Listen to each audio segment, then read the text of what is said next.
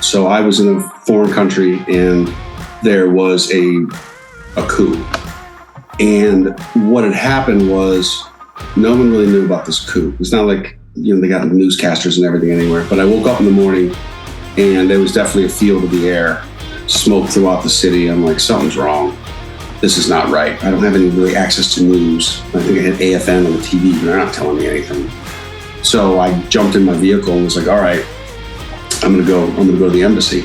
And I started going that way, and there's just military vehicles, there's some pop. I'm like, I'm not going that way. I'm like, all right, I'm by myself. So I'm gonna go over to where there was a team house, special forces guys. I'm like, you know what? I'm going over to the team house. I think I'm better suited to be at the team house with 12 other trigger pullers. Yeah, team house. So I came around the corner, boom, military checkpoint. And vehicles are stacked on stack, and they are just walking down the line, popping people, pulling them out of their cars and taking their cars. Welcome to Combat Story. I'm Ryan Fugit, and I served Warzone tours as an Army attack helicopter pilot and CIA officer over a 15-year career. I'm fascinated by the experiences of the elite in combat. On this show, I interview some of the best to understand what combat felt like on their front lines. This is Combat Story. Today we have an interview with a former Ranger Regiment soldier turned U.S. Army Special Operations Command Sergeant Major Sean Hagerty. Sean fought in both Afghanistan and Iraq with Ranger Regiment, and then spent many years in the very secretive side of the Army in USASOC in places all over the world. After retiring, Sean wrote a psychological thriller called Jones Point that has a great plot line focused on a father taking revenge after his daughter is kidnapped, but in a far more creative and compelling way. Sean self-published that first book, but was then picked up by Blue Handle Publishing for another set of books because that first one was so successful. Sean is an incredibly accomplished soldier and leader, and I hope you enjoy this discussion of both the Special Operations world and more secretive USASOC experience as much as I did. Sean, thanks so much for taking the time to share your story with us. Thanks for having me. I really appreciate it. So we're going to dig into, obviously, your background, but a lot of that comes out in this book that you've written, Jones Point. And you've got another one in the hopper coming out in 2025 that we had mentioned just before we hit record. One of the things that I dug up as I was looking at your background is how you've written this book. And it's not the stereotypical, you go and hang out in a log cabin somewhere and just write in a dedicated fashion for months. It seems very different. So I was hoping you could walk us through how you write before we get into some of the door-kicking sides of your background. Sure. Well, I guess I started writing the book when I was in a year-long retirement process. We're very fortunate that in the special ops community, especially I did 25 plus years, they give us like a lot of time, medical stuff, just a lot of stuff we need to sort before we get out. Not that other people don't, but just usually a lot of medical. So I started toying with the idea. Well, I got out and realized that, I got to still keep working. But I had started framing this book. Well, I live outside of DC, and to drive there takes about 4 days. So I take public transportation. They have these big luxury buses. I mean, they're beautiful.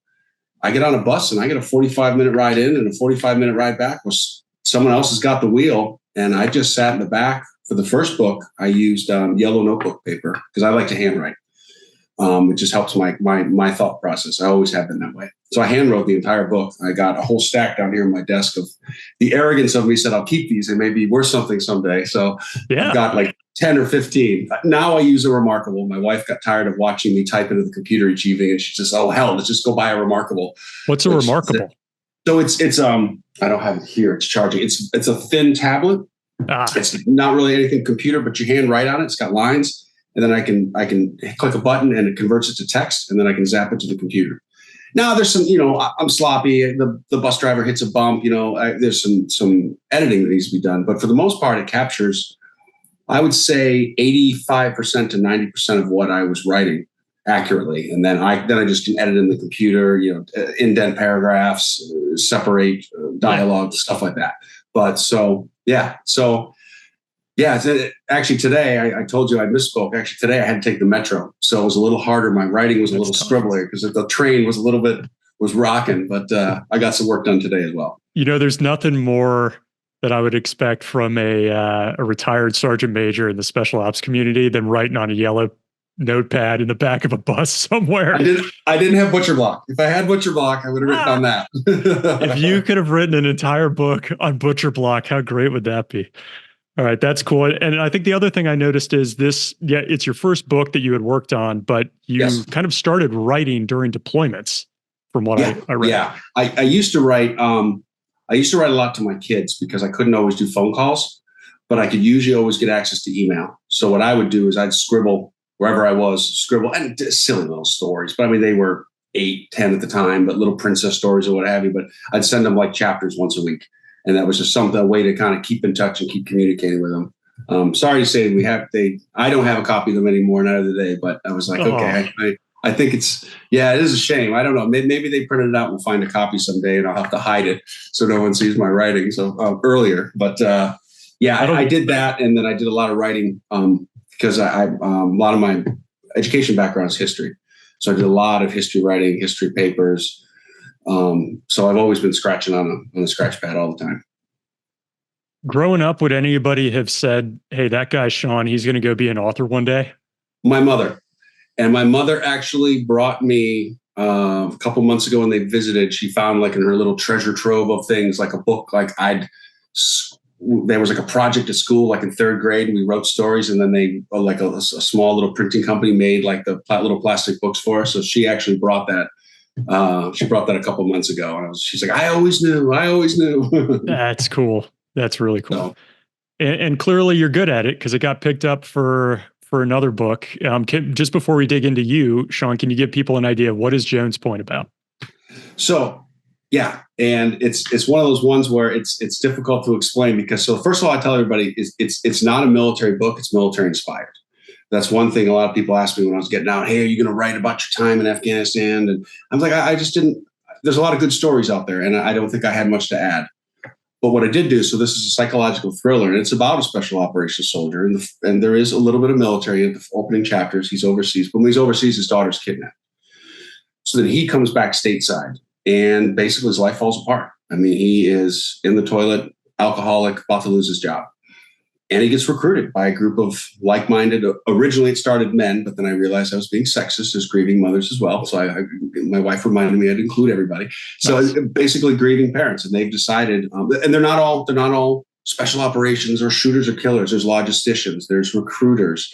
There's people that get cars. There's people that get tickets for you. There's your typical gun in a lockbox at a bus station. And then in parallel, there's FBI team that believes that in this, it's all Northern Virginia, by the way, believes that there is a group taking the law in their own hands and taking out these people. And then there's a side story with the Virginia Bureau of Investigation. They think there's a lot of similarities in a couple of these real high profile kidnappings. So the stories all kind of merge together as Dane's obviously always looking for his own daughter, but helping others find their children as well. Awesome. All right. And we won't give any more away. So that's great. And again, like you did knock this out on your own. People liked it and you've been asked to make more, which is more than most authors can say. So congrats on that. That's great. Thank you. Let's go back though to you as a kid. Like, sure. Where does the military come in for you? Very odd. So I was always fascinated with the military growing up. I went to high school and everything. And then I went to college at University of Michigan. I was actually, surprisingly enough, I was a chemical engineer. And in my 3rd year, I realized that 1, I didn't like it. And 2, I was really bad at it. So I switched to history. And my goal, I kind of started looking into law enforcement. And my original goal was to go in law enforcement. But I kind of said to myself is I kind of wanted to serve first. So I got hired by Chicago and Detroit. PD? PD for like a program where they'd hire me and then, years later I'd come back. I was going to go do military service. They said, don't be an MP. That's the one thing they said, don't be an MP. Nothing against MPs. I guess, I don't know. Their jobs don't translate well. So I went infantry. I liked it. I stayed in, I was successful. I got to the Ranger Regiment right off the bat. They kept promoting me for some reason, what turned into a 3-year stint turned into 25 plus years. And no, this was kind of tail end of college, so no discussion with family or anything. It was just, hey, this is going to be the job I'm going on. Oh no, there was discussion. My parents were not happy. I graduated college. I had a small landscape company because I learned very young, like bricklaying and tree planting and stuff. So I had broke out on my own. Yeah, I graduated college, closed that business, got married, and joined the Army all within 2 months. That sounds like an Army story right there, like an Army enlistment. Had stuff to do, right? Except you got married beforehand. Usually I feel like you'd be married 2 months after you joined. Yeah, no, that's kind of a funny little secret. I've never lived in the military barracks in my life. I never lived on a military post. Might be why you enjoyed it so much. Probably. I had an escape valve. Oh, when my first year at Ranger Regiment, our tiny little apartment would be full of privates on the weekends who come over and drink and use our pool and just get out of the barracks because they were tortured in the barracks. Did they hate you? Kind of. I was called a lot of college, this very derogatory names all the time. But it's funny, they'd be yelling at me. I could keep up with them physically. And then after work, boy, a lot of them were doing school or working on programs to get promotion points. And boy, they sure wanted me to look at their papers and help them. So I actually reconnected with one of my original team sergeant about 2 years ago. He lives about an hour from me, and we've done stuff together. It's funny at older age. I'm like, you tortured me. It's like, I'm real sorry about that, but I really appreciate the help with my college papers. Like, you jerk. No way. We actually jumped. We went to a Ranger reunion in May down in Tavares, Florida, Charlie Company 175 reunion, and I actually jumped out of an airplane, out of a C-47 into a lake full of alligators. Like, again, I don't have good life choices sometimes. You jumped into water? Yeah, I have a fake knee, so I don't jump anymore. But it was a water jump, and he's like, "Come on, man, we haven't jumped together in 20 years." I'm like, "Oh God, here we go." Yeah, there were alligators on the shores. We're doing our jump training. I was like, "You got to be kidding me." What was the discussion like with your wife on that one? She was laughing, holding a glass of wine, watching the entire time. Okay, all right. She knows you well enough. Well, she said dangle my left knee in the water because it's titanium. So if they bite that, they can't really hurt anything. Awesome. Yeah, it was fun. At what point do your parents come around, if any, to you in this career path? I think they came around once I left Ranger Regiment and I came up to up here up north to the DC area. I think they saw that, they saw the earlier years. A lot of guys will remember this, when you're young specialists and sergeants, we weren't making a lot of money back in those days. I mean, we were really struggling. And then the constant deployments and the constant training. I think they saw as I kind of got more, I was using my brain a little bit more than trying to use my brawn. And I think they kind of saw that grow, and they kind of saw that I did the turtle instead of the rabbit, if that makes sense. So career-wise, I mean, the military has given me everything I have today. If I hadn't done all those steps, I wouldn't be where I'm at. So I think they realized that, and we still joke now and then about it. But I think mom and dad are over it. Now that I'm out, they're even happier. I'm sure. I'm sure. Just out of curiosity, why were you bricklaying and doing that kind of work as a kid?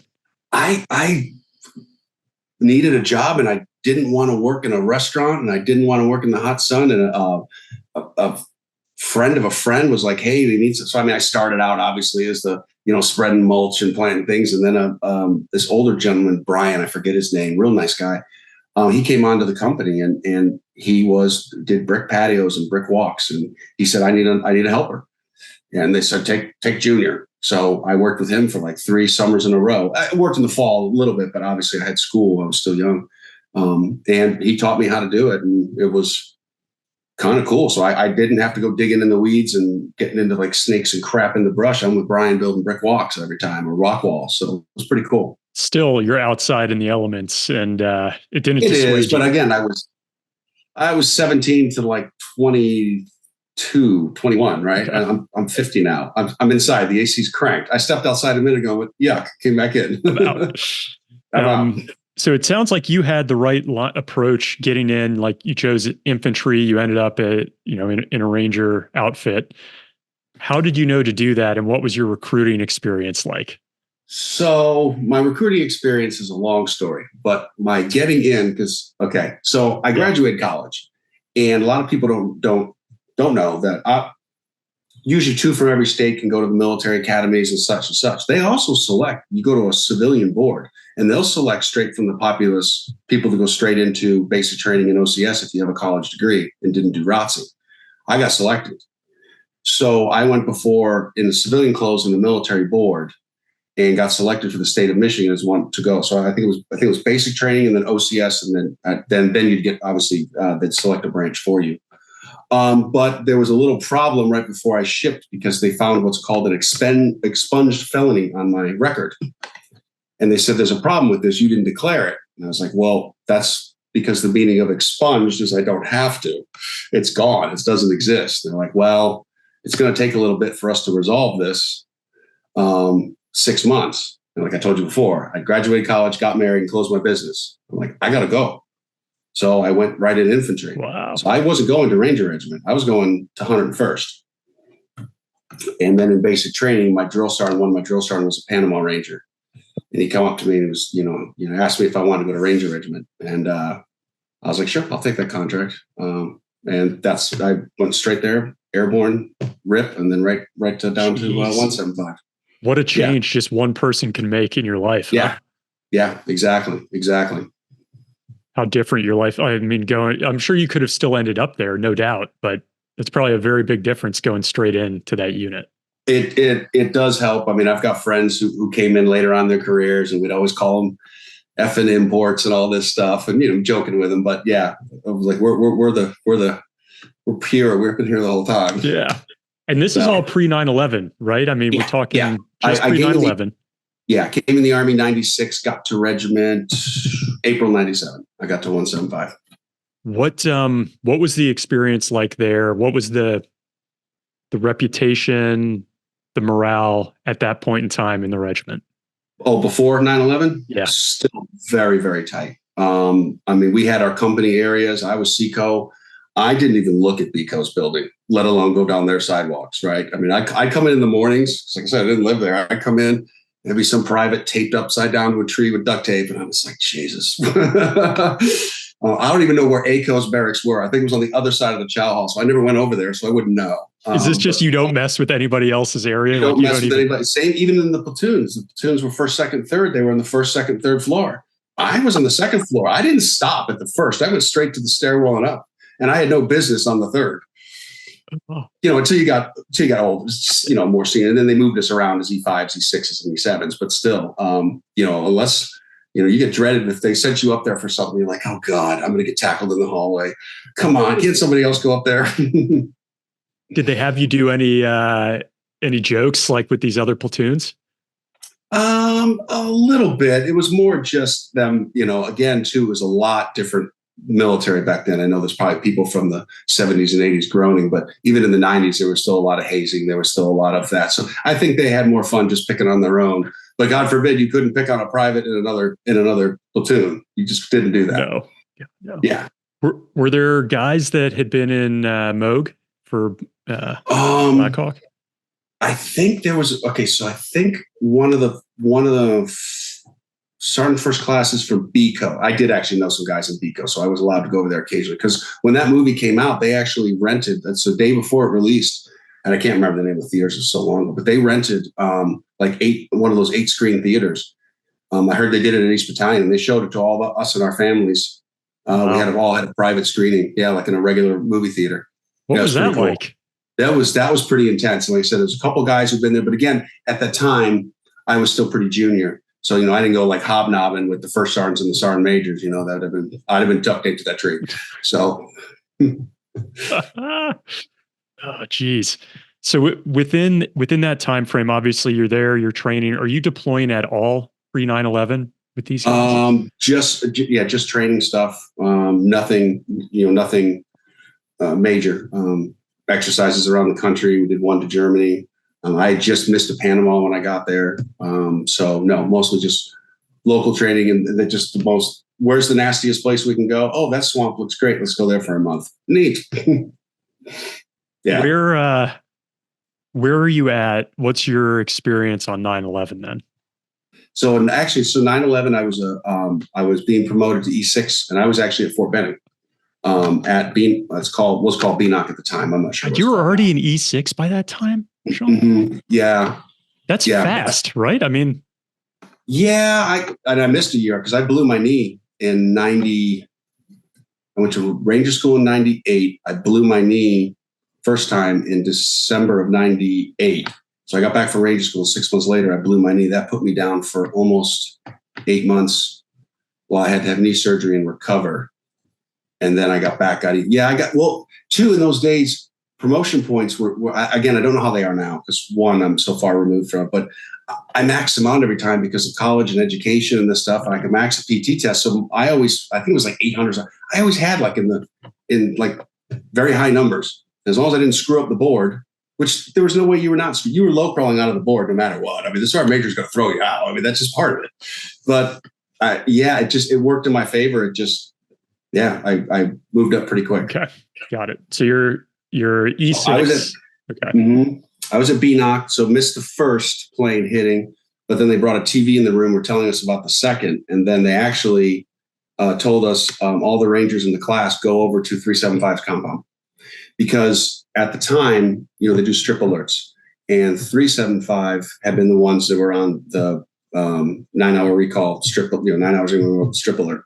They had just transitioned to first like a week ago, so they still told us to go over because no one knew the extent of it. No one knew anything. Yeah. But they didn't know if one battalion's going to go, if two battalions are going to go, if the whole regiment's going to go. It turned out then. So we went over, reported, and they said, "Yeah, okay, we know you guys are on post. You're in 175. I think a couple of us were one, a couple were, I think just 175, maybe some two. Either way, they told us to go back to class. We know you're here. We know how to contact you. Your units know. They obviously know where you're at." But they'll let you know. But I think then 375 is the one that actually ended up going, not 175, since 375 just came off the alert and was the most trained and ready to go. So when one of those other battalions ends up going, is it kind of like, why not us? Or do people get pissed? Or is it like, you're getting in there eventually? It was kind of one of those, damn it. For me, the selfish part of me was they weren't going to pull me from school anyway. So actually, then when our rotation came up, I didn't go the first time. Only our Alpha company went because that was a group from Roberts Ridge. The rest of us stayed behind. I think I'm pretty sure retired General Tony Thomas was the commander at that time. Really? Wow. Yeah, T2 was the commander. He only took over ACO. We were all supposed to actually go to JRTC, and then Roberts Ridge happened. And my company was the escorts for the remains of the guys coming back. So we did that. And then I didn't get over till September 02 for my first rotation. Do you remember that escort duty? Were you part of that? Yeah, I was the escort for Bradley Cross. Yeah. No. Yeah, it was rough. And again, this is early in the war. No one knew what was going on. They flew us up to Dover. They took the squad leaders from 3 platoons. At that time, I was the weapons squad leader. They shot us up to Dover to meet the guys escorting the remains back from Afghanistan. And then the platoon leaders went down to all the families. But one stayed because Commons was buried in Arlington. I had Brad Cross in Jacksonville. And then Anderson was over in the Tampa area. I probably got the wrong city, but he was over there. So, yeah, we had to go up to Dover, and that's an Air Force base. They had no idea how to put uniforms together, so we had to help them. Yeah, so it was a horrible experience, but also one that I'll reflect on in a positive manner for the way the soldiers were treated. Yeah. The way that everything was done respectfully, the way the parents were treated. I can remember the motorcades escorting the body from the airport and just the thrones of people along the streets with American flag. So the respect shown on that's the one good takeaway the only good takeaway from that. Did you know him personally? No, I did not know them. I knew Anderson a little bit, but I did not. Commons was younger. I think he was an E4. Brad was an E5. I'd met him maybe once, but again, like I said, they were in ACO. I was in SECO. We only trained together as a whole battalion like once a year. Because everybody had kind of their specialties. They were mostly at that time, they were mounted. They had the vehicles. So when we'd train, we'd fly C-130s, 141s, we would jump, C-Co would jump, B-Co would jump, and we would clear the runways. And then the planes would air land, and then boom, the vehicle. I mean, they jumped as well on other training, but then the vehicles would take off and pull security and get the heavy guns on the ground. So maybe I probably passed him more times than I knew under nods, but didn't know who it was. And before you deploy that first time, I mean, you got talking maybe like 5 or 6 years in by that point. Yeah. 5 years maybe. Were there any influential people that you really looked up to, or that you kind of modeled your own leadership off of from that time frame? I had a very early another team sergeant, and he actually left before 9/11. He went off to group. I liked his style of leadership. So I'll give you an example. So when we first got there, when I got there as a private 203 gunner, and we went down to JRTC, and I remember we were walking in, and he was just a land nav god. This guy could not, he could not get lost. And we're leading, like we are the platoon and the squad, and my team, his team is leading the entire, we got regimental commander, everybody behind us.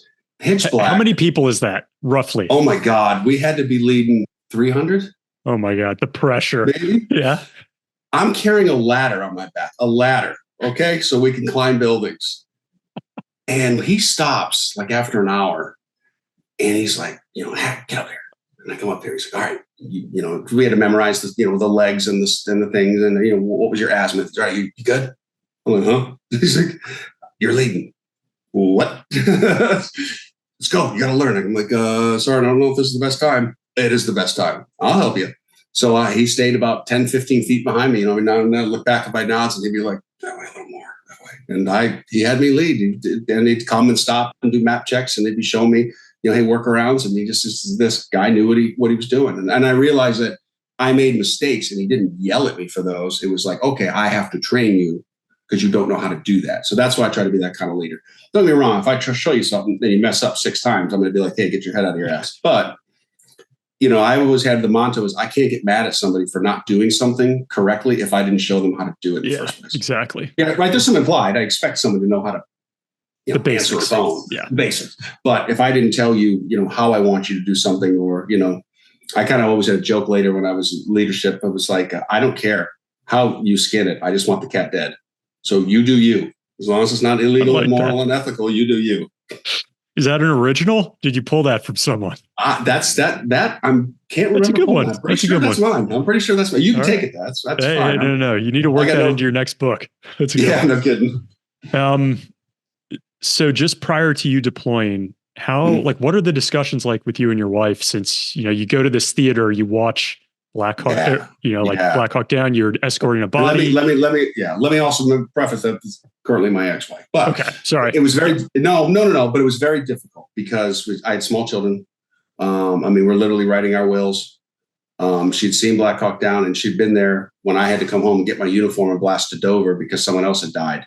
So tremendous amount of emotional pressure on the families. That's the one thing I wish I could have, eased more for the entire family. I mean, my mother, I'm sure, didn't sleep for the entire time I was gone. And I don't think it gets better. My last deployment was in 2015. I was 46, 45. So, still, my mother, I'm sure, didn't sleep. That's 6 months either. No. It's tough. It's tough. So, but I got to imagine as you're boarding the plane, you're probably eager to get over there September of 2002. We were, because one, the train up was incredible. There was the training air events they took us to. Nothing was spared. No amount of bullets were spared on training. The terrain, they took us down to Bliss to practice in the mountains. They spared nothing.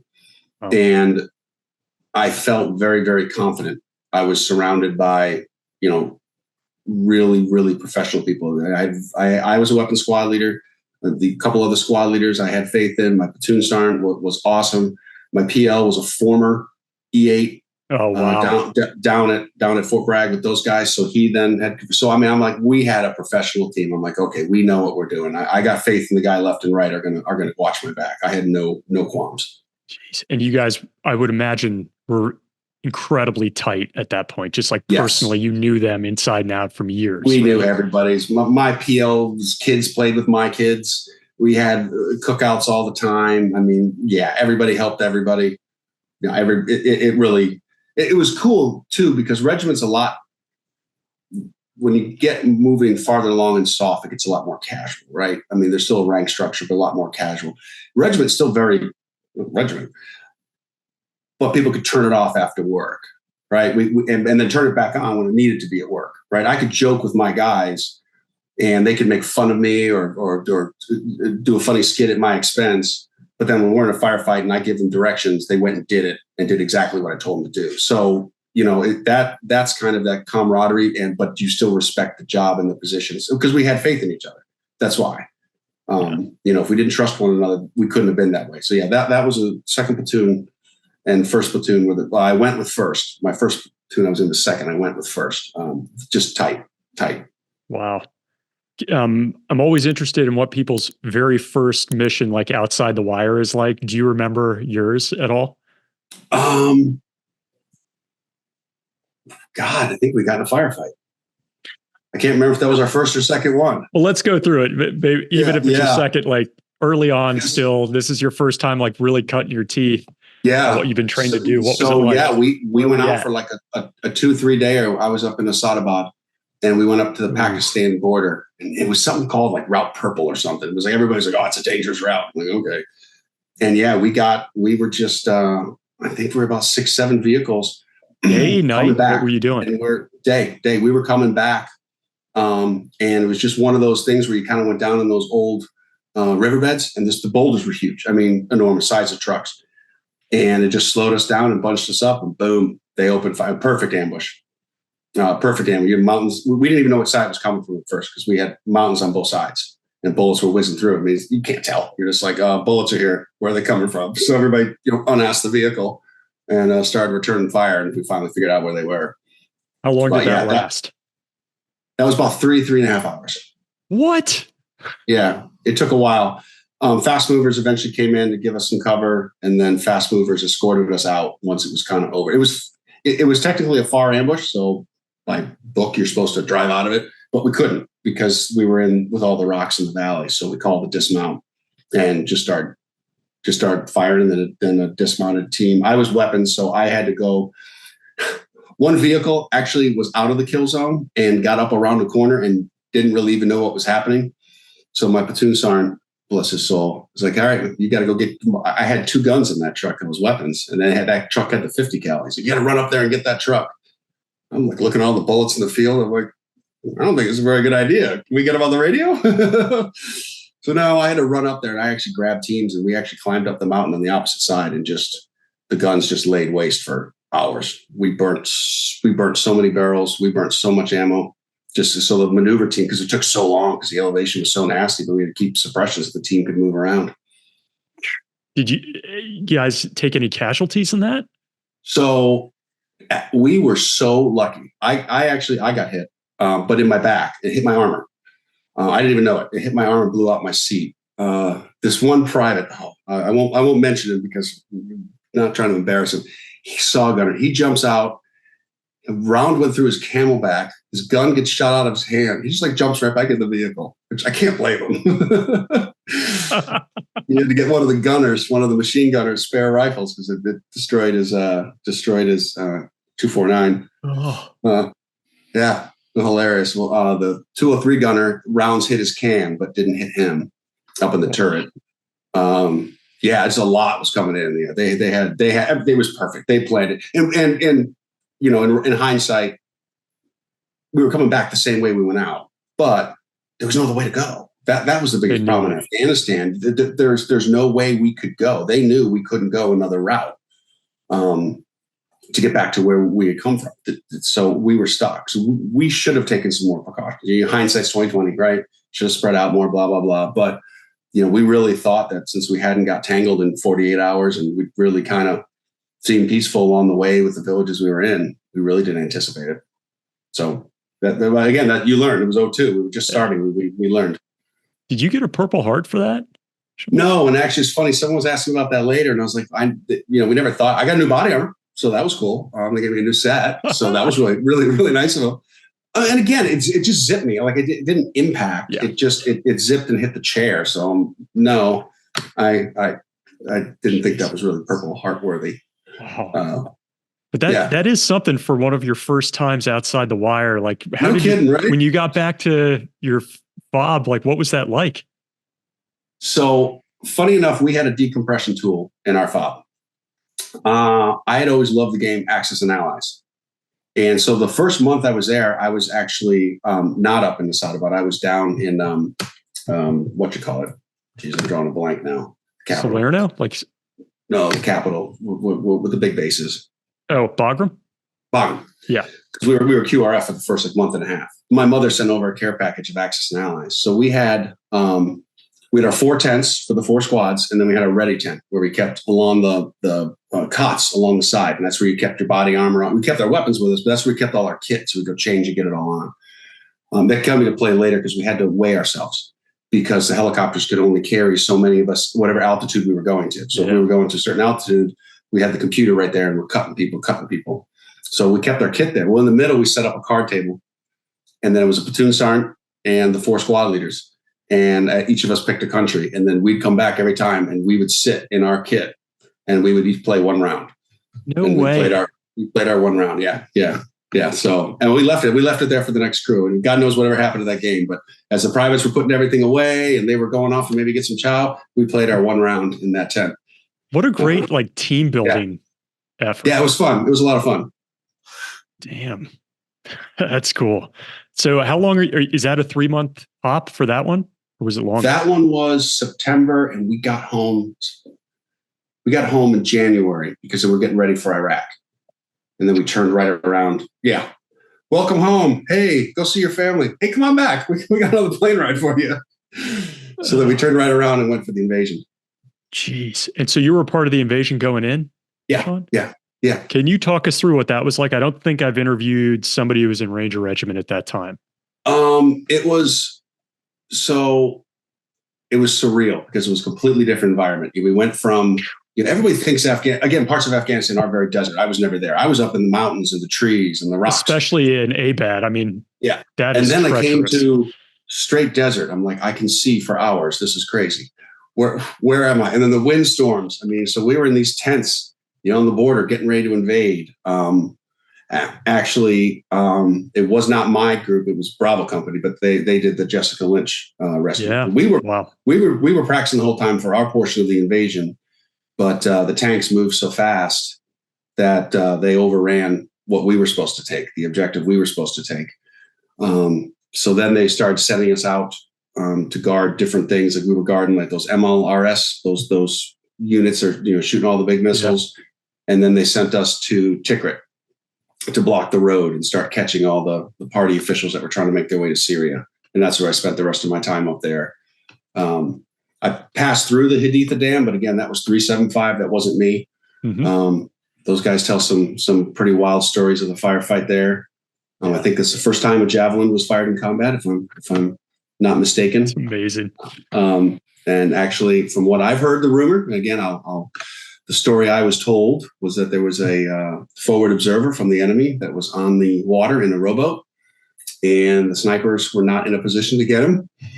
So they used a javelin. No way. That's what I heard. Again, don't know if that's true, but if it is, even as a taxpayer, I do not mind them using that expensive missile to take out that event. That's what I heard. I hope it's true because that's a funny story. I mean, I'd like to pass judgment, but as a former Apache pilot, there's been a time or two I've used probably oversized weapons on a target. Yeah, well, if you can't reach them with, they were pinned down. I did not get out. We went through in vehicles and Panders, and I did not get out. But I heard that the fighting that got pretty intense. So a lot of them got pinned down at certain points, and then there's a lot of artillery, I guess, from the enemy. So that guy was needed to be taken out. So I've got no problem with it. What was your impression? I mean, you saw the early side of both of those wars, like so early on. And then, you just mentioned your last deployment was 2015. You've seen the spectrum here. Like, what was your initial impression? I've seen the spectrum. So I will say this: Afghanistan, I never went back. I was still in Ranger Regiment, and then after the Iraq deployment, and then I went to Fort Benning at September 03. So I never did another deployment. I went up there to work at what was called RTD, Ranger Training Detachment. It's got a different name now. I don't remember. That was Rip Rope Pre-Ranger. And was there. I worked on my next college degree and my master's, and I trained to go to selection. So I was there for 2 years, and then I went to selection. And I came up here. Here, the deployments were a little different. So I never went back. I've never been to Baghdad. It's funny to say. Baghdad is that what you said? Helicopters touched down there to pick somebody up, but I've never been in Baghdad. I spent a lot of time in Kurdistan, and then I spent a lot of time in Africa. So, it is surreal to see the early days and then what it morphed into. Definitely. I mean, I tell everybody who listens, Afghanistan, driving through some of those areas is some of the most beautiful country in the world. I mean, I was like, this is just gorgeous. Maybe you don't want to be slaughtering that goat over your river and getting the drinking water from there. That might not be a good idea. We could probably get rid of some of this disease. Agree to disagree on that, I guess. Yeah. Like, don't go to the bathroom upstream. But Iraq, I never really cared for. I did like Kurdistan. I did like working with the Kurds. Just amazing people, amazing fighters, good friends up there. Just a bit of this will be a slight tangent, and then we'll circle back here. But when you were working RIP and Pre-Ranger, for people who are listening, who are considering that in their future, is there any advice I'm sure you get people who reach out to you a lot about this, but like, what's some of the advice you give people to get them through what is that pipeline? God, it was so long ago. And again, I worked Pre-Ranger for about 3 months, and then they moved me over to ops. So I kind of it kind of helped run all three. I mean, there was two sergeants in charge of them, but I helped do all their scheduling, their planning, came out and helped them with ranges and this and that. I would say is the one thing is to, as long as you don't quit, you don't have to be the strongest Ranger. You don't have to be the smartest Ranger. You just can't quit. And even, I'll use this example. I had a guy in my squad that the first sergeant was he wanted me to get rid of this guy. So we kept calling him a fat body. His 2 mile run time's horrible. His 5 mile run time's horrible. I'm like, I don't give a shit. This guy can carry more ammo, more guns, he can pick me up and drag me off the battlefield with one arm. I go, we're not running away from the enemy. I don't care if it's 2 miles it is just to the edge of standard. I'm fine with that because he's got other qualities. If you're looking at the whole person, you got to look at the whole person and what they bring to the table.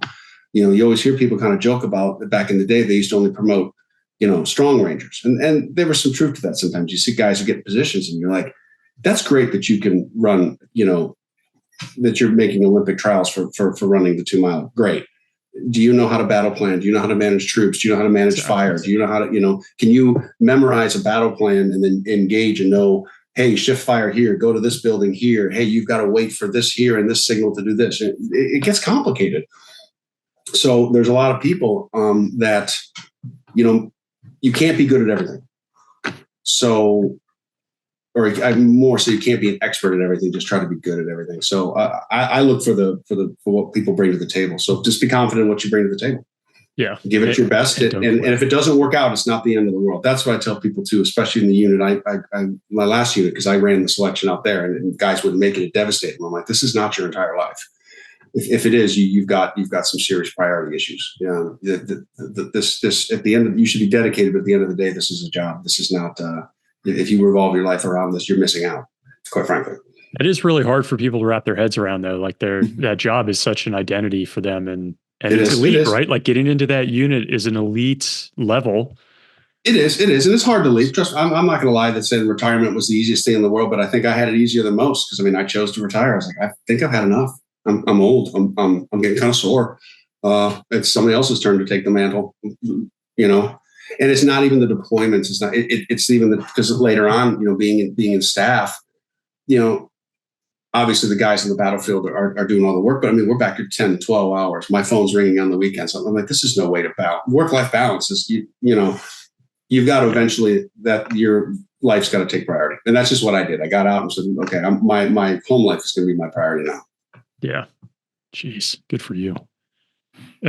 Before we transition to you mentioned '03 and then you kind of make your way up north in Virginia. But as you look back on the Iraq and Afghanistan rotations, are there one or two ops that you recall that were pretty pivotal for you, whether it was like close calls, which that first one sounds like, or just like really formative in terms of the decisions you had to make on the ground at the time?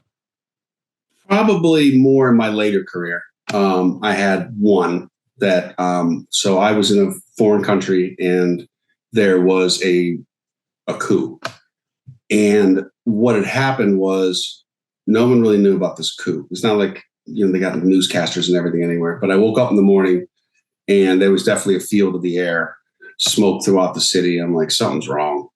This is not right. I don't have any really access to news. I think I had AFN on the TV, but they're not telling me anything. So I jumped in my vehicle and was like, all right, I'm going to go to the embassy. And I started going that way. And there's just military vehicles. There's some pop, pop, pop. I'm like, I'm not going that way. I'm like, all right, I'm by myself. So I'm going to go over to where there was a team house, special forces guys. I'm like, you know what? I'm going over to the team house. I think I'm better suited to be at the team house with 12 other trigger pullers. Yeah, team house. So I went, came around the corner, boom, military checkpoint. And vehicles are stacked on stacked. And they are just walking down the line, popping people, pulling them out of their cars and taking their cars. And I'm just standing there going, oh, shit. I don't even have my rifle. I have a pistol. I was in an up armored, so I got out of it. But they were, I watched them just go along the line, just executing people. It was total blood diamond, completely insane. It lasted for quite a long time. That was just that overall deployment was one of those ones where I realized that shit can turn bad really, really fast. I mean, it went from, I think I had been on the street the day before, like picking out stuff at the fruit market, till now people are being hung in the streets. I was like, what just happened? Was that post Benghazi? Pre. Okay. Like just pre. Like, just talking about things that can go haywire very quickly. Yeah, exactly. But this one, so this differed from Benghazi because it was the whole country erupted. Yeah. And the whole city erupted. Again, we weren't targets. We were accidental targets.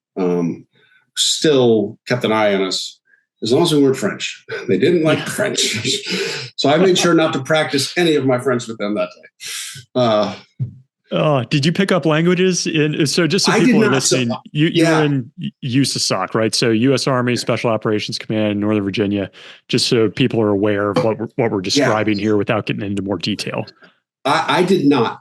So coming from the Ranger community and not coming from the SF community that has the language background, we used to always joke with them, we speak gunfire. We don't know how to, we don't know how to talk with our enemy.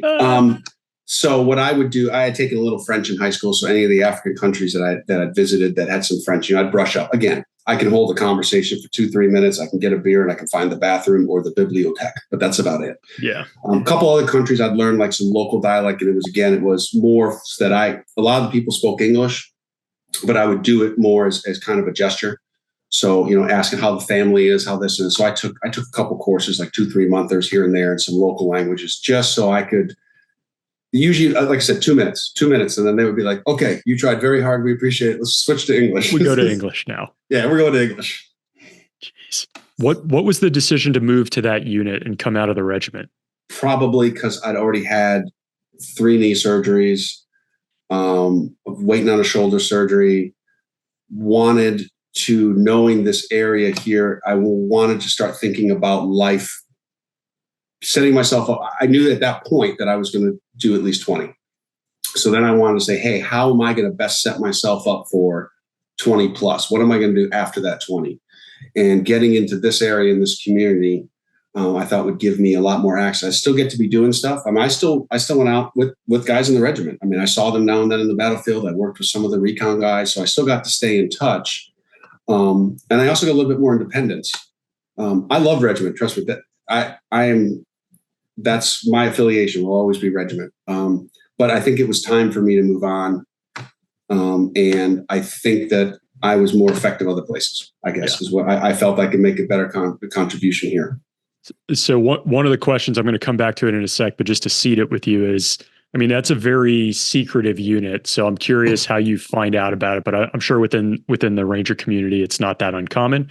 But you mentioned that your knees were shot by this time. For people who are listening, how does that happen within Ranger Regiment? I blew my knee in 1998. They were going to med board me. I tore all 3 ligaments. They were like, "You're going to be med boarded out of the Army." And I remember Sergeant Major came to the gym. Haggerty, I'm limping around in one of those Forrest Gump casts. I got that packet. They want to kick you out. It's like, do I need to kick you out, or do you think you can stay? Sergeant Major, 6 months. All right, I'm holding you to it. There's a spot for you on the line, because I was supposed to be promoted to E5, but I couldn't be because I couldn't go to PLDC because of the knee. So I was waiting to go. You go to school, get promoted, you're right back in the line. So I did it. But then again, just the wear and tear. And then from then on, that knee got operated on 3 more times, and they finally said, "We're going to give you a replacement. You're young, but we can't do anything else. We only put so many holes in it." So is that where you got the titanium knee? I got the titanium knee, up here. I got it in. So when I dropped my retirement paperwork, the next week I was under the knife, because I wanted to do the surgery my last year. So I had access to physical therapy. I had access to the docs. I had access to the strength coach. I didn't want to do it when I got out. Had a civilian job. I had to take time off. So I'm like, you broke me, so you're going to pay for me to get fixed. Yeah. Great. So yeah, that's what I did. That's why I said I spent that last year getting like a lot of things fixed, so that I was. And I'm actually, it's funny. It's now almost 3 years. I'm currently doing my round robin with the VA, getting everything like rechecked. I bet. Hey, let me do my 3-year check-in on my injuries and see where we're at and make sure nothing's gotten worse. Something just occurred to me as you were talking about the timing when you were 03, kind of supporting the training side of things. Were you there when Tillman goes through? When Pat Tillman goes through training, or like? I can't remember. No. Because I think he gets killed. Yeah, I was there in 2004, right? Yeah, I was there when he was killed. What was that? Yeah. Do you remember what that was like? Yeah, I remember. That was a dark time. That was again, I don't have all the information. I was not a decision maker. I'm not criticizing the leadership, but it sounded to me like details and stuff were not brought forth appropriately in a timely manner. And I'll say that again, I'm not criticizing because I don't have all the information, but it just seems like there was a lot of angst over what actually happened. And again, that's kind of, I think the regiment took a black eye that day. Quite frankly, let's leave it at that. Because again, I don't want to sound critical. Yeah, I don't want to sound critical because it's not my call to make. I don't have enough information. I interviewed Pete Blaber, who's a former Delta commander, and he did some investigating on this and wrote a book recently to try to kind of repiece what happened during that battle. Yeah. And he's got some footage of the valley where it takes place, and it's exactly like you described that battle you were in, with like truck-sized boulders, one way in and out, like really treacherous terrain, which is horrible to hear. Okay, yeah, just in terms of making the jump from regiment into this very secretive community, how do you get wind that this is even an opportunity for you? So I knew about. I mean, everybody in the community kind of knows everybody. I'd worked with them like once or twice from the regiment, and then they come around, and they recruit. And that's actually kind of one of the funny stories. So when I eventually got up there, I was talking to some other guys, and who were there, and they had come from regiment, and they were like, "Hey, which team are you on in RRC?" Which is the Ranger Recon, RRC, RRD, the Recon detachment. Yeah, maybe it was RRD. RRD. And I was like, I wasn't in RRD. I was in RTD. They were like, "Huh? We thought you were in the Recon detachment." No. You guys messed up a couple of consonants, and next thing you know, I'm here. So they thought I was with the recce guys. I'm like, all right. I was like, no, I'm from the line. And actually, two or three of us were from the line. And then they started looking at that, realizing that you didn't have to be just an RRD to come out in the community. A lot of the guys and guys were still going down to Bragg and other places like that. But just kind of funny. That was kind of totally need to check their spelling. That's great. I didn't realize there was that much of a distinction. I guess I've heard of RRC. Maybe RRD is different, but between that and the line, is it Is it that significant? No. Well, yeah, RRCs. I mean, that's you got to try out to make that, whatever. Yeah, it is RRC now. It's Ranger Recon Company. Okay. Now, back in the day, it was RRD, Ranger Recon Detachment. They were a little bit smaller. They didn't have all the support staff, and that's when we were RTD. Because again, too, RTD was all run by NCOs. You had a commandant who was a sergeant major. You had a first sergeant, and then you had me as ops. Now I believe it's part of a command. I mean, I believe there's I'm assuming a captain or above runs it. But back in the day, that's how it was kind of run, for better or for worse. Okay. So, but again, I left regiment, and then kind of all those changes. Like I didn't even get in the striker; those were just coming as I was leaving. So I didn't even get the striker. Didn't even get the striker. I was walking. This is crap. For people listening, around. As much as you can say, Sean, I know you can't say much. We've interviewed two folks, I think at least two from the unit that you went to, but just to give people a flavor of the type of work you're doing. And again, even Joan's point, you had to have cleared, I saw, which is probably not a fun process, but even for a fictional account, you still got it cleared and did it all above board. But just in this case, like what for people, give them a flavor of what that job was like. Just kind of problem solvers. Like you need us to, we weren't direct action. We weren't running around in these, these secret spy novel books, but it was a lot of operational planning. It was a lot of testing out what equipment will work, what technique will work. A lot of advising. And then a lot of too is just analysis of helping. I mean, we had a fantastic analytical team, but we were expected to at least be smart on it, to at least be able to, put pieces together of a puzzle as well, or say, hey, we need more. This is what we need. This is the information we need to complete this picture. Or hey, this is what you need. It always just moved in strange circles. I mean, I've sat in getting a briefing up at the Secretary of State's, not the actual Secretary of State, but one of the undersecretaries or deputy secretary's office for, hey, give me your opinion on this. I'm like, why are you asking me? You were there. You were on the ground. You went to these places. You advised my people, and they're telling me this, and we're hearing different from you. I'm like, well, your ambassador kind of stayed hidden in her residence the whole time. She may not know what's going on out there. So things like that. So just really, really interesting interactions. And it did set me up very well, because it's funny, because in the job I'm in now in the Pentagon, we'll go to different offices and meetings, and I know a lot of the people from when they were commanders, and I was like, how do they let you in here? It's like, again, I weaseled my way in. Yeah. Well, it's got to carry a lot of weight that you were on the ground doing a lot of that work. And I'm sure within the Pentagon, they understand what it means to say you came from that community. You know what? Yes and no. The Pentagon, and so I'll back up. My first job I took at the Pentagon, I was so burned out that I let the pendulum swing the other way. And I worked in the Army G357 writing policy for modernization. Yes, I did not have enough pencils to stop. Love the people, but it was not me. That's where you learned to write, Sean, right? This is where it comes from. Oh my God. This is where I learned that there's an entirely different set of acronyms. There's a whole nother book that the Department of Defense uses in the Pentagon that I'm still learning today. That and all that we use in the soft community, not a single one of them is applicable. Not a single one. So it was a learning curve, but it was a good learning curve. But I was just not. Sounds arrogant to say not challenged, but I was mentally bored. I was just bored. I was just plodding along. And now, at the flip side, it gave me the opportunity to really focus on the book. It did give me kind of that mental agility to not really be buckled down tied to a job, and I wasn't working those 12, 15-hour days. So that was a relief. So I'm glad I did it, but I'm glad that I moved on. And even my bosses, they were like, hey, yeah, we're happy for you. You did great here, but this wasn't for you. You're probably counting your blessings that you also didn't go that OCS route, because it probably would have been a lot more of that, right?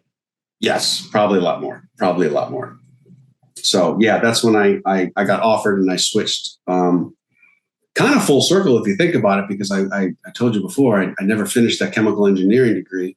And then I went to the Defense Science Board, where everybody's a scientist and everybody is like a triple doctorate except me and my boss, the feds and who run it. So kind of funny. That's great. I did want to, I'm going to circle back on that one, because I do find it interesting. And I know we probably can't talk a ton, but I want to talk about that a bit. Hey, that role in USASOC, What is it that you need to be successful there? Because you mentioned you're problem solvers, but certainly coming from regiment where you're surrounded by a large organization, my understanding is in this other role, you're probably out on your own quite a bit and just Yeah. making things happen. What are they looking for? What makes you a good candidate there? You can't be susceptible to groupthink. It doesn't mean you can't group agree, but you have to come up with a problem on your own. So that's the one thing that sometimes guys have difficulty with, and everybody struggles with. So think in regiment, even there, I was never, I maybe made one or two tactical in the moment decisions, but it was me and the platoon sergeant and first squad leader and the PL, and we're deciding which way, hey, this changed. You know what I'm saying? We kind of had each other to bounce ideas off of. We're going through the woods, and that original team sergeant helping me with the land navigation, right? I wasn't alone. The other one here is you have to be alone. People will help you, but you really have to kind of come up with some of the solutions on your own and be confident in your solutions and really think through the problem. You got to think chess, not checkers. And if you're not thinking that way, and it's something you may do now, 3 moves down the road, you had a tertiary effect that you did not anticipate. So you have to think broad. Kind of instead of lateral, we kind of say think lattice when you're making decisions. That's kind of what I did some instructor time. Kind of what I tell guys, because there's I had some instructors myself that would be like, "There's no wrong way to do it, as long as it's not unethical, immoral, or illegal." There's certain techniques that work better to skin that cat, but there's different ways. So I got to go to a couple of cool courses and we got a lot of latitude and freedom going, that wasn't the traditional way to do it. Like, well, did it work? It worked. Okay. That's a technique. Throw that in the book. That technique works. How do you, this is an attractive attribute to have in any role, right? Like you kind of want somebody who's thinking like that and able to get through problems and solve, even in the corporate sector. Did you ever find a good way to train or weed out people who don't have that, or train people for that? The course itself, like the selection, I ran that for 2 years, almost 2.5. And it was amazing. And it's constant living, breathing animal, right? Because society is living, breathing, changing. But some of the core tenets still always were there. Any unit you go to that's got some sort of selection process has their methods, and they're always tested. We had a psych, I forgot his name. I didn't always agree with him, but he kind of he was a writer. Maybe it'll come to me later. And I think he out of University of Pittsburgh, if I remember correctly. He would talk about like that you got to be careful with these special tribes, and that you're only selecting people that are exactly like you. Right. That tribe mentality that you need to kind of be Preston something. I don't know. Again, I didn't agree with everything he said, but he made points that make you think. And the way our unit is run is a lot less physical. It is. Don't get me wrong. It sucked, but it's working your brain as well. And we would continue to do it. I mean, I was talking to someone today and how spoiled I was when I was there. I mean, I walk out of my office and I had a PA right next door. I had the physical therapist right there. Across the quad was the gym. Right next to that was the nutritionist office, the mental performance coach office, and then the strength coach was in the gym. So, I mean, I would literally come back from a deployment like I blew my shoulder. I would walk over, they would schedule my surgery. Like 2 weeks later, I'd have the surgery. I'd be back over at the unit. I'd be doing all my physical therapy there. And then I'd be right in the gym with the strength coach. And then I'd have the mental coach being like, well, you're not moving around doing much, so let's go through some drills. You had it all right there. That holistic approach to and I think the rest of the Army, what I'm seeing is starting to get on board that. The soft community has adopted that, looking at, hey, you got to take care of, it's not just guys shooting or how much you can deadlift. I mean, they called us like the aging athletes too, especially. I mean, when you're in units like that, you're in, I told you my last deployment. So you'll find this funny. We went out my last deployment. This is I took myself off the road. We came back and we had this little hooch area, just plywood thrown up crap. Of course, there was a bar in it. There always is. And I was with another unit, and we're coming back 2 a.m, right? Everybody's putting their stuff around and getting bottles of beer out. And there was an MWR TV with a drive with every single movie, and they built seating up so like 30 guys could sit and watch a movie. Like, hey, we're playing this. Like, Hag, you coming? And I'm like, yeah, let's go put my shit in my room. Walk down to my room all tough. And I shut that door. I had tears trying to get that body armor off. I was like, I am so sore. I am not. And then I walked out and there was just a really, really expensive whiskey. And I poured myself a nice couple fingers of whiskey. And I look over and this dude pours it the same and then pours Coke in it. And I'm like, that's it. I'm out. I can't do this anymore. Can't be with you animals. Let these young kids do it. I'm done. I'm going to become a liability. They're going to have to carry me. So that's when I was like, yeah, I think I'm done. And everyone was like, yeah, we were waiting when you said you were done. Wow. Do you have a preferred whiskey, just out of curiosity? No. And actually I've switched. I mostly drink tequila, but fair enough. No, I'm not picky. Out of curiosity, what do they do? What does a mental performance coach do with you that was particularly helpful? One or two things that you really were like, wow, I could apply this throughout my life, basically. A lot of it was focus drills. A lot of that when we did stuff in the trailer. She would have like these long cords all the way across the gym in different balls, colors at different angles, and you'd practice standing at the sides and focusing and unfocusing, focusing and unfocusing.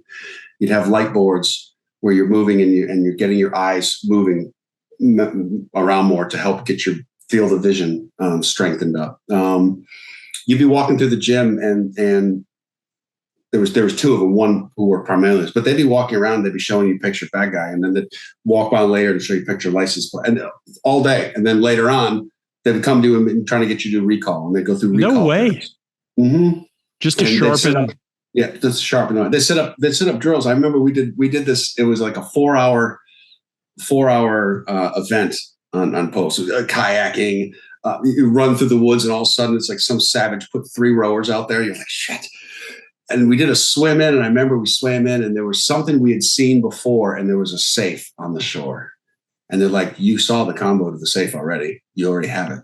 You cannot continue until you remember the combo to the safe. I can't tell you how many teams had to run back in the woods to see what side they missed. Run back, get the combo, and then keep going, and it'll get your next set of instructions. But they did stuff like that constantly. And they worked well. They worked as a team, which I think really helped. So strength.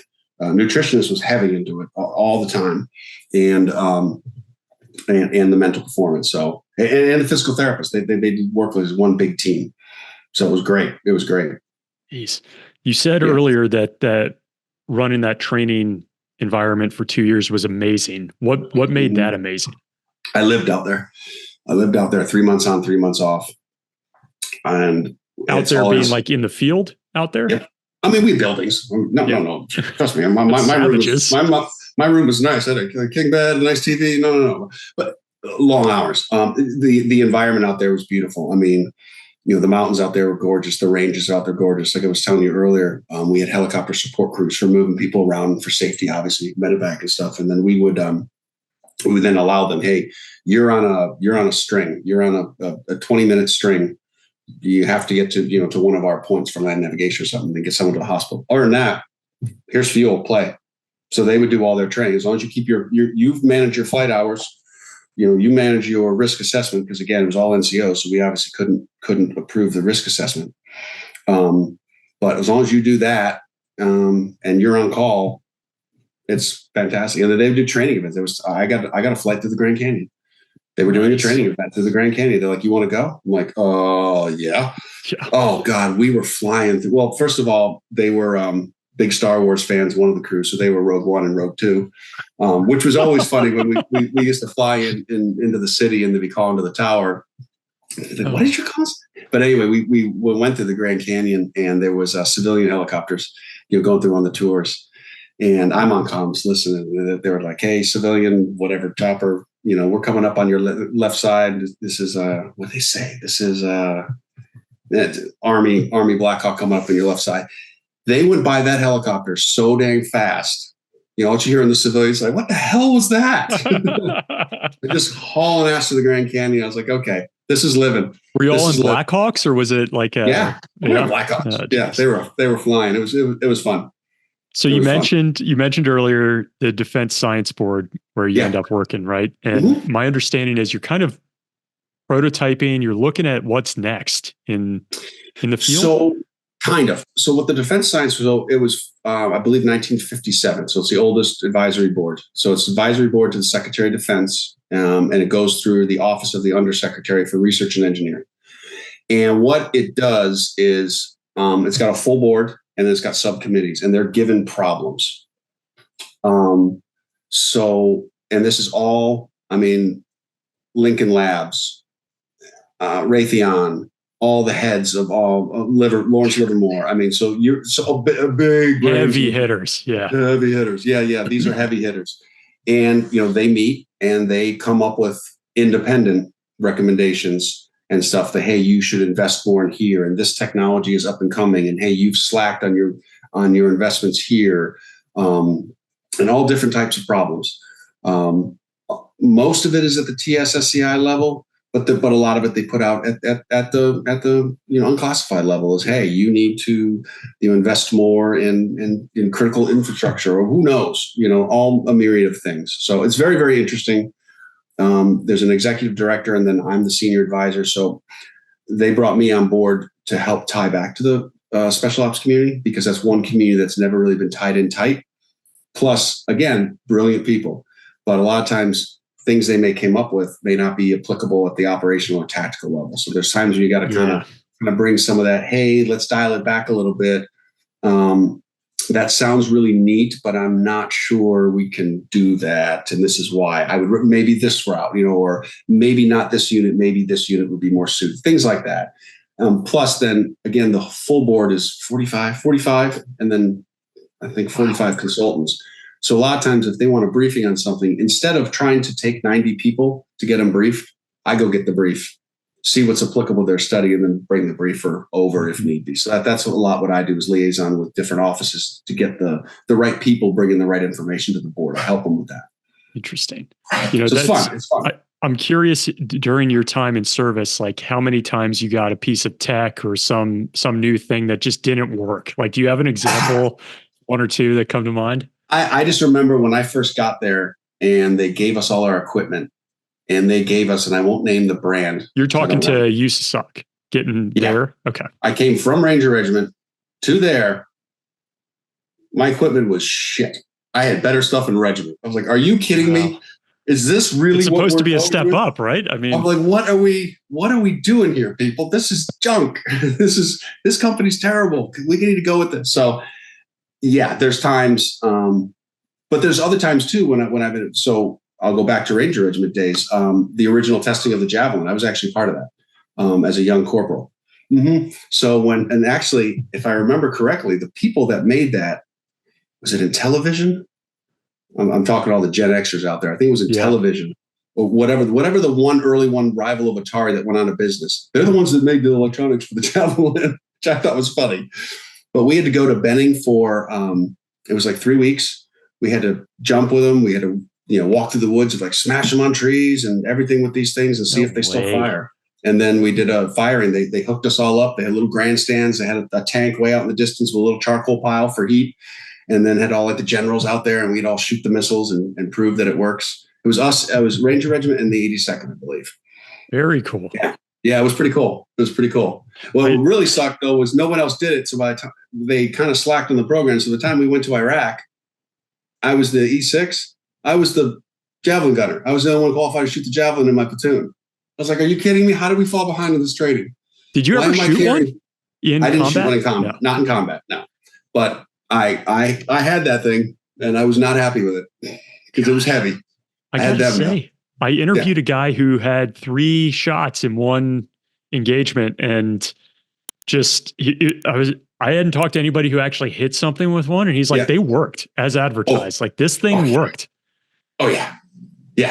Oh, how cool that you got to try that, man. Yeah, it was pretty cool. It was neat. Yeah, direct hit. Yeah, they're amazing. And that was years ago. I don't even know what they can do now. Who knows how advanced technology has been. That was 20 years ago. It was a while ago. 20 years ago. Is there an example of one of these things that's been declassed or unclassed from the Defense Science Board you're working on? That kind of illustrates the stuff you're working on. I think there was, which one came out unclassed? It's hard to remember because I've only been there about 6 months. Okay. They actually have a website. If you go to the Defense Science Board, it's actually on the website. The unclassed ones will be home because it's FACA. It's a public committee. It has to be, as long as it's not, secret or above. It's got to be available to the public. Okay, all good. No worries there. I was just curious. So, off the top of my head, I can't think of some. I'm thinking of ones we're out briefing. I'm trying to remember what room I was sitting in. Was I sitting in a skiff when we briefed? I know exactly. So don't worry about it. Let's not. We won't get you in trouble. I'll screw that one up. But they're it's very interesting work. I do like it. It keeps me busy. And my boss is very supportive of all this because, it was like today I was like, hey, I got a hard stop at 3. I got to get home. I can't miss this. And she's, oh, you got to know. That's great. No. Take off. Nice. Well, yeah. So I'm definitely supported there. So I appreciate that with all the people at work. So just as we start coming to a close here, what, as you look back on your time, Sean, what's the closest you came to death, whether it's in combat or in training? I did fall out of a helicopter once, but I was tied in. That was bad. We were getting, it was 02. We were down at Bliss and we were training to go over to Afghanistan, and it was a 53, which I'm never liked getting on a 53. They always came with duct tape all over. We're like, oh, they always came with spares too. You're like, you're going to crash. You brought spares. So we were, it was daylight. I was sitting in the back. I was the squad leader on comms. 50 cal gunner was sitting on the tail. I was snapped in. It was when we just started getting those elastic. We were getting the combat belts where we stopped doing the sling. When you're in the back of a helicopter, we've got those new, they're nautical hooks, and you hook them to the ground, and it's the bungee, right? They just started using those. I had literally just put my map away and put it into my inside my shirt and adjusted the sling on my weapon. And all I heard was lines, and the bird went straight up. I guess it was power lines. They didn't know were there. And the gunner and I went right out the back. Now we were tied in, and they leveled out. We both kind of came back and hit our chest on the platforms, and everyone's like scrambling to pull us in. And I'm just sitting there. My map was gone, by the way. I probably got in trouble for that. It was like, right out the back. Scared the hell out of me. Oh my God. Yeah. That's a crazy one. Yeah, that one was crazy. Just briefly, I wanted to return to Joan's point, since I know you poured a lot of love and time into that. Where did the original idea come from? I know that's a question I get asked a lot, and I don't know. I think it's a lot of influences. I was driving home today, and I was going through my head mentally. I'm like, all right, what questions is he going to ask me? I don't want to stutter on things, right? What's my favorite books? What's my favorite color? And I was thinking about what's my favorite movie, and my favorite movie is Man on Fire. Huh. And when I was thinking about that, I was then going back in my head. I'm like, is that what influenced me? It's not the same, but it's similar in that, kind of the revenge and the hunt now for a child. Because the other thing that threw me, and I bring that up, is because I remember one of the first times someone asked me about the book, they were like, oh, it's like that movie Taken. And I'm like, no, it's absolutely nothing like that movie Taken. I go, if you really watch the original movie Taken, which, by the way, is an awesome movie. I don't want him coming after me. But you're at a barbecue with all your CIA buddies and your daughter goes missing. There would have been 10 ground pounders on a plane. I always told my daughters when they were at college, I was like, you've got this live 360, leave that on, because if you go missing, I'm not coming alone looking for some red door and I'm coming with like 10 dudes, and we are going across campus and we are just slaughtering. I said, so make sure you tell me where to start, because I don't want to start shooting through innocent fraternity houses looking for you. Give me a start point. That's unrealistic. I need a start point. So it's just kind of one of those things where I kind of went through some of those ideas, and I was doing laid up after my surgery, and I was starting to do some of that foundation stuff, and I was doing like some writing stuff, for transition stuff. And, you'd like to write, you want to be a writer, and blah, blah, blah, and writing some stuff. And I kind of wrote something like that. And I was like, God, that's terrible. How would I feel? And I just started writing, Next thing you know, I was like, I'm at like 30,000 words, and I'm not even close to finished. Oh my God. I think I'm like looking up on the computer, like, all right, 90,000 is considered a novel. Okay, I can get to 90, and just kept going. Had fun with it. I shot, family and friends helped a lot. Halfway through, I shot it out to a lot of people and said, hey, I'm a terrible speller. If you get some grammatical stuff, that's great. Tell me content. Does the story make sense? Did I not give you enough information here? I got thick skin. Tell me. So I got some good feedback. Hey, you used a little bit too much. Like there's some scenes with the surveillance. Some of the lingo and this and that. I was like, okay. I was trying to keep it authentic. But yeah, I can explain a little bit more of it for readers that may not be familiar with it or other things. Hey, give me a little bit more description. I'm not my writing style is how I like to read is I don't need you to tell me about the dew on the blade of grass and the sun just coming up. I need you to tell me something that happened in this meadow in the early morning and let me use my brain to get into the story and be there with you, if that makes sense. So that's how I like things. If the readers like it, I hope they do too. But I don't write super long. It's kind of short, curt, kind of to the. I'm no Tom Clancy. Grew up on Clancy, love him, but good God, great. I think I could pilot subs. I think I could fly planes. I mean, I knew everything about that. I was like, good God, I'm 8 chapters in. What's the story? Yep. But so that's kind of where it went. And then I said I did it. I was like, number 2. I'm not going to let any grass grow. Let's go. Let's start number 2. So I started it. I self-published in November of last year, and they got picked up in January by this publisher. So the book out now is the 2nd edition. Damn. They changed the cover and they changed some of the things. So, but I started in November. I started in December. I started writing the 2nd book. Awesome. That idea of sending something out like that, half-baked, to family and friends, I think a lot of people couldn't do that. Did you like that thick skin? Yeah, but is that developed through these experiences you've been through, or was that just you from the start? Yeah, probably me a little bit from the start too. But it's. I guess too. What's so much easier is I have a job. My mortgage is paid. There's food on the table. My kids are happy. Everybody's healthy. So it takes a lot of pressure off me. Yeah. So I'm not. And I'm fortunate, I'm not a starving artist. It's like, oh my God, I've got to meet. And even with the publisher, we had talked, I was like, hey, they want 2 more books. And I was like, I'd love to do it. I go, but we've got to be realistic about a timeline because I have to keep my day job. Now, if this took off and I could do this full time, I'm in. Yeah. I go, but in the meantime, like I said, there's that mortgage. So we've got to be reasonable with my time. So I think I've made good use writing to and from work every day. I usually take about 2-3 hours per weekend to edit. And, now and then we've got something, I've got a birthday party and going to something else. I didn't get to it this weekend, but, again, the turtle, I think the slow and steady is what's going to pay off. What's the least fun part of that process? The writing, the editing, all of that? The social media. I agree with you 1,000,000%, my friend. It's miserable. I just transitioned my website right now. And again, I think I made it pretty clear. I am a Gen Xer over 50. I have no idea what I'm doing. They're asking for these codes and this hosting. And I'm looking, I'm going, listen, can I just pay you? It's real simple. Follow these instructions. Please, I will give you money.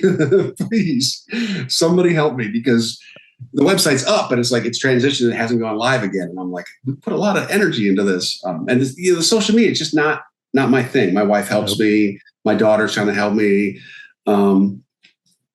I've just also been a very private person, so I'm not used to putting stuff out there in social media. It's hard. They're like, hey, it's it's business. You've got to get your name out there if you want to get the books in people's hands. So that's probably the part that I struggle with the most. I'm getting better, but that needs a little polishing. So 2 questions I ask everybody, Sean. One is when you were both deployed and I would say probably in the USASOC context when you were downrange, is there anything that you carried with you that somebody gave you, had sentimental value that you just wanted on you or nearby during those deployments? I will say this. I have a collection, and it's upstairs in my closet, of several baseball hats that have been combat worthy. Awesome. That I've always kept. I've got 2 or 3. My wife's like, "Are you going to keep that ratty old hat?" I'm like, that ratty old hat got me through some shit. It's been places. It's been places. Photos of usually my daughters, something like that. But I can't really think of anything real sentimental I carried all the time. No, not just the hats. Just for the hats, are they like pro baseball teams? Like what's all? Oh no, almost all of them are my Michigan hats. Yeah, no, they're almost all my Michigan hats. Yeah. Yeah. Hey, it's a good time to be a Wolverine, honestly. Yeah. Bastards. Definitely didn't suck this year. No. Okay. I am going to ask you about your favorite books just as an author. I'd be remiss if not. But the last question I typically ask people is like kind of looking back on a very long career, no work-life balance, and a lot of near-death experiences. As you look back on that time, would you do it again? Yes, because even though I made some sacrifices in work-life balance, I look at my daughters today and go, I wasn't the perfect parent, but they are both educated. They are both strong-willed. They are both independent. They are both hardworking. Independence is probably my favorite part about it is they can do anything because they were forced at an earlier age to fend for themselves. Yeah. And that's the one thing. And I reflect knowing that when I was home, though, I was home, especially in my later years. And I would come back from deployment. I'd be in the office, the next day or two. And they're like, what the hell are you doing here? Don't you have like something to do at home? Go away. So I could never be the swim coach, but I never missed a swimming event when I was home. I couldn't be the soccer coach, but I never missed a soccer game if I was home. So yeah, they made some sacrifices, but I think it made them stronger. Awesome. And then lastly, books. I mean, you're an author, published author. You got two in the hoop. Like, yeah. What do you like? So to be completely honest, I have not done as much reading the last couple of years because I've been writing so much, but a huge Cormac McCarthy fan. Always one of my favorites, even though I don't speak any Spanish, and a lot of his books have him in there. I always liked, and that's why my mom asked me why I didn't go that route. I always liked the Eric Larson books, the historical fiction, and she had asked me, she said, I thought, if you didn't write nonfiction, you'd go that route. And I said, quite frankly, I enjoy the research I did for Jones Point, but some of the research that Larson has to do on those is not something I want to spend that kind of time on. I mean, the detail he puts in those books about real events going on in the world is just overwhelming. But yeah, I mean, I love the Lee Childs, the Baldacci's. I think there's a convention coming up here in DC in August, and like Patterson's going to be there and all his authors. So I'm hoping to go listen to some of them speak. And awesome. What I grew up reading all those. My dad, my parents, huge readers. I grew up as a kid. You asked me about childhood. I grew up in a household where I wanted at the store. I pointed to a piece of candy. No, I pointed to a toy. No, I pointed to anything that had any printed material on it. Yes, they'd buy the TV guide. Read. You read. So anything, you could have any printed material you want. My parents never said no. And that's kind of, I try to do the same thing with my daughters is anything printed, read. That's great. That is great. All right. So I know social media isn't your favorite, but where can people find you? We'll have links in the description, but just for people listening. Yeah, no, I have my author account on Facebook, and I have an author account on Twitter. Instagram, and I have one on Twitter. I'm just trying to figure out how to use it and not crash satellites. And then, of course, my website is authorseanhagerty.com, but everything is linked through Blue Handle Publishing. They have an author page for me there, and all the links and everything there are for book purchases and to get to some of my social media accounts. Awesome. Sean, thanks so much for the time, man. This was a blast. It went by quick. Yeah, it did. I appreciate it. Really, I really do. This was great. I hope you enjoyed this combat story. Sean's background and writing style really reminds me a lot of Jack Carr, obviously with Terminal List and what he's done, kind of that same revenge-based plot line for a psychological thriller, and with some of the government and military components in there. So it is a good read. Jones Point is a very interesting book. And it's cool to hear a little bit more about these secretive units and what they do. But also for his initial part of his career, Sean was a part of Ranger Regiment. So hearing some of those stories is just great. As always, you can check out our newsletter at combatstory.com/newsletter. And we'd always welcome your support at patreon.com/combatstory. And with that, we've got a few interesting comments just from folks who listened to our recent interview with Michelle DiCurtulo, the former senior intel officer through DOD, military intel, and then DIA, and then obviously was the president's daily briefer, the PDB briefer, in one administration to both the president and the chief of staff. Not an easy task, and something that they really are trying to they really look closely at who gets to sit in that spot. So no slouch by any means, and some great feedback here. So the first is from Chelin C. YouTube subscriber, says, what a fantastic guest and interview. My enlisted Navy career was exciting, stressful, and all over the place. Listening to Michelle describe neurodivergence as a helpful tool was enlightening and reassuring. Combat Story is a favorite podcast for me. We've got a couple other, Brent and Paul both had comments. Fantastic interview, great. Love to hear more about her time in Korea.